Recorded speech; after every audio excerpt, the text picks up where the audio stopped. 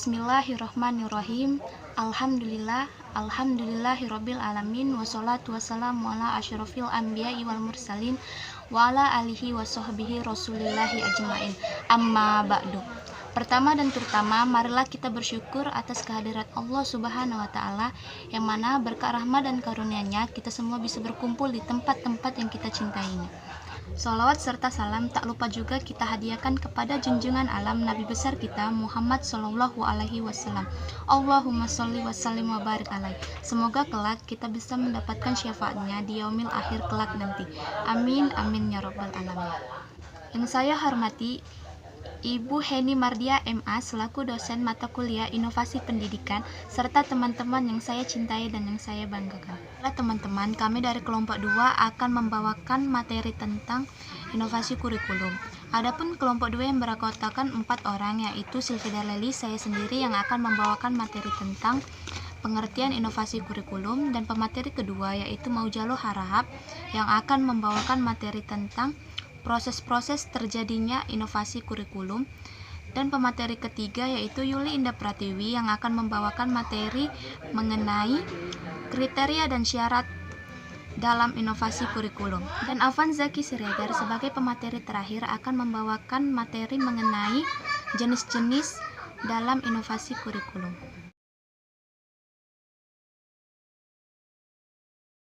Baiklah teman-teman, di sini saya akan menjelaskan mengenai pengertian dari inovasi kurikulum. Kurikulum adalah seperangkat rencana dan pembelajaran, pengaturan mengenai tujuan, isi, dan bahan pelajaran, serta cara yang digunakan sebagai pedoman penyelenggaraan kegiatan pembelajaran untuk mencapai tujuan pendidikan tertentu. Inovasi kurikulum dan pembelajaran adalah suatu ide, gagasan, atau tindakan-tindakan tertentu dalam bidang kurikulum dan pembelajaran yang dianggap baru untuk memecahkan masalah-masalah pendidikan. Inovasi biasanya muncul dari keresahan pihak-pihak tertentu tentang penyelenggaraan pendidikan. Dengan kata lain, bahwa inovasi itu ada karena adanya masalah yang dirasakan. Teman-teman, sekian penjelasan dari saya, dan materi selanjutnya akan dibawakan oleh teman saya yaitu Maujalo Harahap mengenai faktor-faktor diadakannya inovasi kurikulum.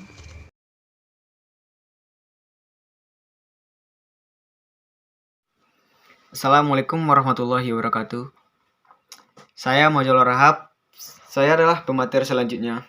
Saya akan membawakan materi yang berjudul faktor-faktor adanya inovasi kurikulum. Ada beberapa faktor penyebab adanya inovasi kurikulum dan pelajaran.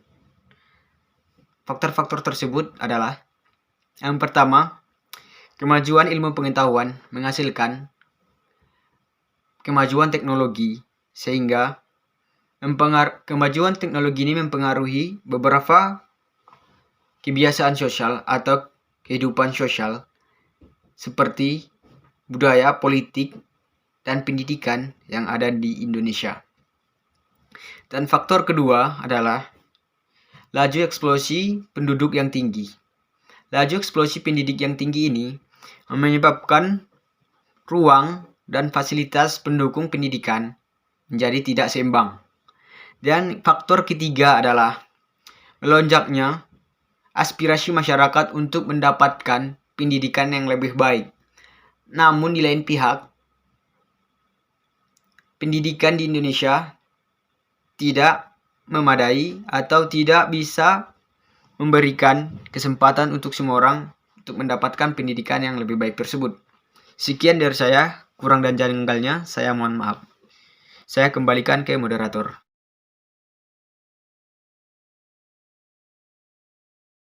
Assalamualaikum warahmatullahi wabarakatuh. Saya Yuli Indah Pratiwi. Di sini saya akan menjelaskan tentang kriteria dan syarat dalam inovasi pendidikan.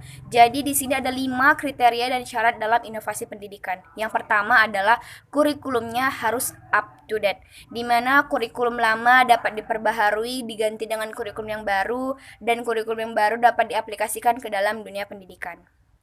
Kemudian kriteria yang kedua ialah kurikulumnya itu mampu memberikan kemudahan untuk memahami prinsip-prinsip pokok generalisasi. Kemudian yang ketiga, kurikulumnya dapat memberikan kontribusi pengembangan, keterampilan, kebiasaan berpikir bebas, kemudian disiplin berdasarkan ilmu pengetahuan. Dan yang keempat, kriteria dan syarat kurikulum ialah kurikulum mampu menyumbang terhadap pengembangan moralitas yang esensial, sehingga ini dapat berkenaan dengan evaluasi penggunaan pengetahuan. Dan kriteria yang terakhir ialah kurikulum tersebut mempunyai makna dan maksud bagi para siswa sehingga tujuan kurikulum tersebut dapat terrealisasikan di dalam dunia pendidikan. Terima kasih. Bismillahirrahmanirrahim. Assalamualaikum warahmatullahi wabarakatuh. Nama saya Pancaki Siregar. Di sini saya sebagai pemakalah terakhir ingin menyampaikan tentang jenis-jenis dalam inovasi kurikulum. Adapun jenis-jenis dalam inovasi kurikulum diantaranya itu ada 5. Yang pertama ialah kurikulum tingkat satuan pendidikan atau bisa disebut dengan KTSP. KTSP adalah kurikulum operasional yang disusun dan dilaksanakan oleh masing-masing satuan pendidikan. Penyusunan KTSP dilakukan oleh satuan pendidikan dengan memperhatikan dari berdasarkan standar kompetensinya, standar kompetensi dasarnya yang dikembangkan oleh Badan Standar Nasional Pendidikan atau biasa disebut BSNP. Yang kedua ialah kurikulum berbasis kompetensi atau biasa disebut KBK. Pendidikan berbasis kompetensi menekankan pada kemampuan yang harus dimiliki dan dimiliki oleh lulusan suatu jenjang pendidikan. Karena persiapan pendidikan berbasis kompetensi diharapkan akan menghasilkan lulusan yang mampu berkompetensi di tingkat global sekalipun. Dan yang ketiga ialah Broad Basis Curriculum atau biasa disebut BBC. Broad Based Curriculum yaitu pemberian dasar-dasar yang benar-benar mendasar tentang sesuatu yang harus dikuasai, baik menyangkut pemahaman terhadap kemergapan atau know-how maupun menyangkut penguasaan teknis bagaimananya atau know-how, agar kemampuan adaptasinya tidak semata-mata bersifat kualitatif saja tetapi juga bisa bersifat kuantitatif. Dan yang keempat ialah kurikulum sistem ganda atau PSG. Pendidikan sistem ganda atau PSG adalah suatu bentuk penyelenggaraan pendidikan keahlian profesional yang memadukan secara sistematik dan sinkronisasi antara program pendidikan di sekolah dan program pengusahaan yang diperoleh melalui kegiatan bekerja langsung di dunia kerja untuk mencapai suatu tingkat keahlian profesionalnya. Dan yang terakhir ialah kurikulum muatan lokal.